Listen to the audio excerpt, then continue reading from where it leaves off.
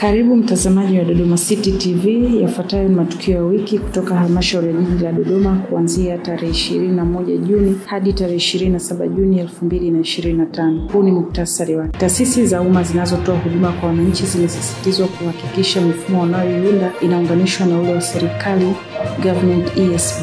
Mikopo ya 10% ya wachache ya maendeleo kwa wakazi wa jiji la Dodoma. Na katika michezo, timu ya mpira wa mikono wa vulana handball ya mkoa wa Dodoma inatarajia kushuka dimbani leo Juni 27 katika mchezo wa nusu fainali dhidi ya Morogoro. Nitakaye kusomea matukio wiki hii kwa siku ya leo ni mimi Nancy Kivuyo. Ungana nami mwanzo hadi mwisho. Karibu. Taasisi za umma zinazotoa huduma kwa wananchi zimesisitizwa kuhakikisha mifumo wanayoiunda inaunganishwa na ule wa serikali Government ESB ili iweze kusomana na kuwa kwenye gurudumu moja la kuboresha huduma ndani ya serikali ya Jamhuri ya Muungano wa Tanzania.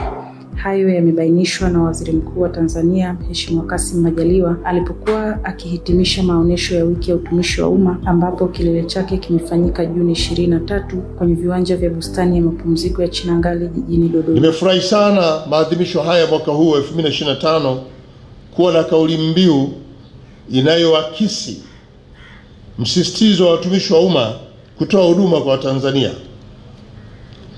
Kauli mbiu hii inasema himiza matumizi ya mifumo ya kidijitali ili kuongeza upatikanaji wa taarifa na kuchagiza uwajibikaji. Kauli mbiu hii ni mwafaka kwa wakati huu tulionao, kwa sababu inaweka msisitizo kwa watumishi wa umma kuendelea kutumia mifumo ya kidijitali katika kutoa huduma. Ndugu viongozi na ndugu watumishi wa umma, kwa upande mwingine kauli mbiu hii inatukumbusha wajibu wetu wa kuweka mkakati mbalimbali wa utunzaji wa mifumo hiyo, kama ambavyo serikali ya awamu ya sita inavyoendelea kuwekeza kwenye mifumo ya kidijitali. Kwa hiyo nasi tunapata changamoto hiyo ya kuhakikisha kwamba tunafikia malengo yaliyowekwa ya utoaji huduma kwa wananchi kutumia mifumo. Kwa upande wake, Patrick Sebiga, afisa maendeleo jiji la Dodoma, alisema jiji limenufaika kwa sababu huduma nyingi zimetolewa kutokana na uwepo wa maadhimisho hayo. Kwa majina naitwa Patrick Sebiga, afisa maendeleo kutoka halmashauri ya jiji la Dodoma. Kwanza kabisa tumshukuru Mheshimiwa Rais kwa ajili ya kuadhimisha maadhimisho haya ya wiki ya utumishi wa umma kwa hapa Dodoma. Tunamshukuru sana kwa jambo hilo. Lakini pia sisi kama halmashauri ya jiji la Dodoma tumenufaika kwa mambo mengi. Tumejifunza kutoka kwenye mabanda tofauti. Lakini pia sisi kama jiji la Dodoma kwa maadhimisho haya watu wengi wamejifunza kutoka kwetu.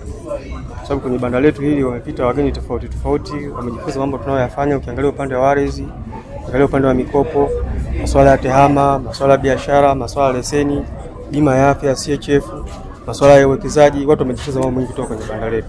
Naibu Katibu Mkuu Ofisi ya Rais TAMISEMI Afya ameipongeza halmashauri ya jiji la Dodoma kwa ukusanyaji mzuri wa mapato katika kituo cha afya Makole kwa kutumia mfumo wa Gothomis. Pongezi hizo alizitoa Juni 24 mwaka 2025 alipofanya ziara katika kituo hicho kwa lengo la kuangalia namna gani huduma zinatolewa, pia kutembelea ujenzi wa jengo jumuishi. Namna pekee ni wapongeze nyote na hasa mganga mfawidhi wa kituo Dr. Revocatus. Nisikia mambo mengi mazuri. Mnajenga uzio kwa fedha zenu wenyewe, kwa mapato yenu wenyewe mnajenga incinerator, lakini pia mmechimba maji, kisima cha maji, kwa sababu hii haiwezi kutokea kama kwanza hakuna usimamizi mzuri wa mapato, lakini pia nakuwa na mpango mzuri wa matumizi.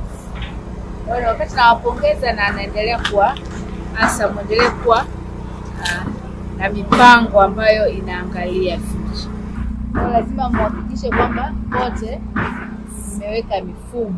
Hii itawasaidia sana kudhibiti mapato. Na hongereni kwa kukusanya milioni 600 na kwa kuvuka lengo. Tuna imani kwamba mwakani mtavuka zaidi. Akisoma taarifa ya kituo, mganga mfawidhi kituo cha afya Makole Dr. Revocatus Baltazari alisema kwa sasa mapato yanaongezeka kutokana na matumizi ya mfumo wa Gothomis. 2021 tulikuwa na lengo la kukusanya milioni 300, lakini tulikusanya milioni 393. 21-22 tulikuwa na lengo la kukusanya milioni 400, tulikusanya 411. 22-23 tulikuwa na lengo la kukusanya milioni 400, tulikusanya milioni 485. Mwaka 2023-24 tulikuwa na lengo la kukusanya milioni 500 na tulikusanya milioni 603.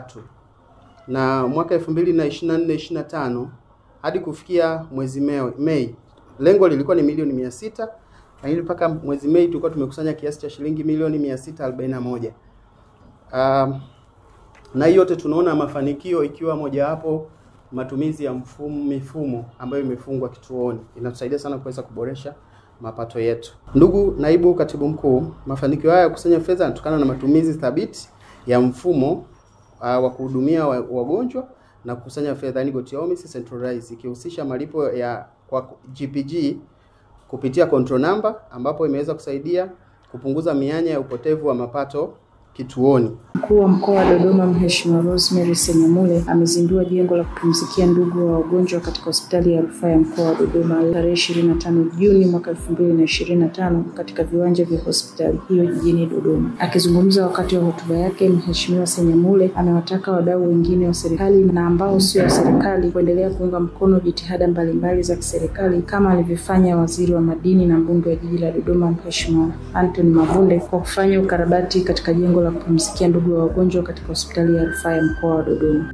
Napozungumzia jengo la kukaa watu wanaosubiri wazazi ambao wanajifungua, kwetu sisi kama sehemu ya familia tunajua changamoto hiyo, na tunaona kuwa leo tunaenda kutatuliwa tatizo kubwa ambalo limekuwa likisumbua kwa muda mrefu. Kwa hiyo naona na mimi lazima niungane na nyie kuwepo. Lakini la pili ni kuunga mkono kazi nzuri inayofanywa na mbunge wetu Mheshimiwa Mavunde, ambayo mwenyewe ameieleza kwa kirefu sana. Sasa unaachaje kumuunga mkono mtu kama huyo ambaye ana maono makubwa na anafanya kazi kubwa? Kipekee nimshukuru sana sasa rais wetu Mheshimiwa Dr. Samia Suluhu Hassan kwa kazi kubwa anazoendelea kuzifanya kwenye nchi yetu, mkoa wetu wa Dodoma, lakini katika sekta ya afya na hasa pia katika hospitali zetu zote, ikiwemo hospitali hii ya rufaa ya mkoa wa Dodoma. Halmashauri ya Jiji la Dodoma imekuwa ikitekeleza ajenda ya utoaji mikopo ya 10% kwa ajili ya kuwasaidia wananchi kujikwamua kiuchumi. Akizungumza na waandishi, mwenyekiti wa kikundi cha Kilasara Judy Kaurio alisema mikopo hiyo imekuwa chachu kwa maendeleo yao, kwani haina riba kabisa. Sisi kikundi chetu kilipata mkopo wa fursa ya Mama Samia wa kiasi cha milioni 20 kwa ajili ya kujikamua kama wanawake, tukiwa wanawake 5, na tunashukuru katika kupewa ule mkopo ulitunufaisha kwa mambo mengi. Tulinufaika kwa kuweka ufugaji wa kuku, bata mzinga, bata bwikini, pia tunajihusisha na sungura.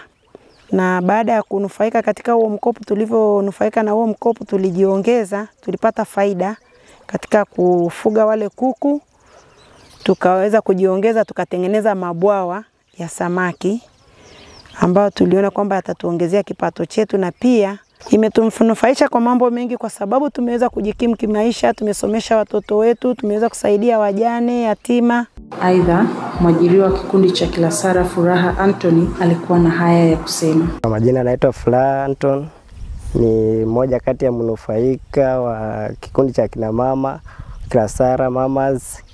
Ni kazi yangu ni ufugaji wa samaki, ambao samaki nawafuga hapa ni sato ambao natoka katika jiji la Mwanza. Kwa hiyo ufugaji wetu unafuga samaki kiasili, tunatumia chakula cha asili, na samaki hawa tunawafuga ndani ya mwaka 1.5. Licha ya kwamba kama mtu atakuwa na haraka anaweza kufuga hata miezi 8 wanakubalika. Pale inapokuwa mwaka 1.5 ambaye samaki anakuwa ni mkubwa, ambaye anakubali kuwa na kilo 3, kilo 2.5. Kwa hiyo kikundi hiki kimefanya kuninufaisha kupata kazi. Nimepata ajira kupitia kikundi cha kina mama Kilasara Mamas. Wakazi wa kata Makutupora wamehamasishwa kuwawezesha watoto wao kupata lishe bora nyumbani na hata wakiwa shuleni, ili kuwawezesha kuwa na afya bora ya akili na mwili. Hayo aliyasema afisa mtendaji kata hiyo alipokuwa akizungumza na waandishi juu ya mafanikio ya miaka minne ya serikali ya awamu ya 6 inayoongozwa na Rais Daktari Samia Suluhu Hassan. Tumekuwa tukihamasisha sana hasa lishe mashuleni, kuhamasisha sana wazazi kuchangia chakula kwa ajili ya watoto wao mashuleni. Lakini pia sio tu mashuleni, hata wa jamii tunaiambia na yenyewe pia wajaribu kuwatengenezea watoto wao au kuwapa watoto wao lishe bora ili walau waweze kuwa na afya nzuri. Aidha, mkuu wa shule ya sekondari Makutupora Mwalimu Didas Ndalu alikuwa na haya ya kusema. Na upande wa lishe pia tunamshukuru mkurugenzi, anaendelea kutusapoti. Hivi karibuni alituletea mifuko 25, viloba 25 vyenye kilo 25 kwa ajili ya kuboost zoezi la watoto kunywa uji shuleni na chakula. Na katika michezo, timu ya mpira wa mikono wa vulana handball ya mkoa wa Dodoma inatarajia kushuka dimbani leo Juni 27 mwaka 2025 katika fainali dhidi ya Morogoro ambaye ni bingwa mtetezi wa mchezo huu. Mchezo huu unatarajiwa kuwa kukata na shoka kutokana na ubora wa timu zote, huku Morogoro wakitaka kuendeleza ubabe wao juu ya mchezo huo na Dodoma wakiwa na maandalizi madhubuti ya kuonyesha kuwa wao sio wanyonge. Hivyo penga cha mwisho kitaamua nani atakwenda fainali na nani ataaga mashindano. Timu ya Dodoma imefuzu hatua hiyo baada ya kutembeza kichapo cha kizalendo cha magoli 34-17 dhidi ya Tabora. Hayo yote yanajiri katika mashindano ya shule za sekondari UMISETA yanayofanyika kitaifa mkoani Iringa na yanatarajiwa kutamatika Juni 30 mwaka huu. Mtazamaji wa Dodoma City TV, mpaka hapo tumefikia tamati kwa taarifa ya matukio ya wiki tuliyokuandalia kwa wiki hii. Kwa niaba ya mchanganya picha Josephine Kayugwa, nilikuwa nami Nancy Kivuyo. Usisahau kusubscribe, kulike na kucomment. Mpaka wakati mwingine, nikutakia utazamaji mwema wa vipindi vinavyoendelea. Heri kwa sasa.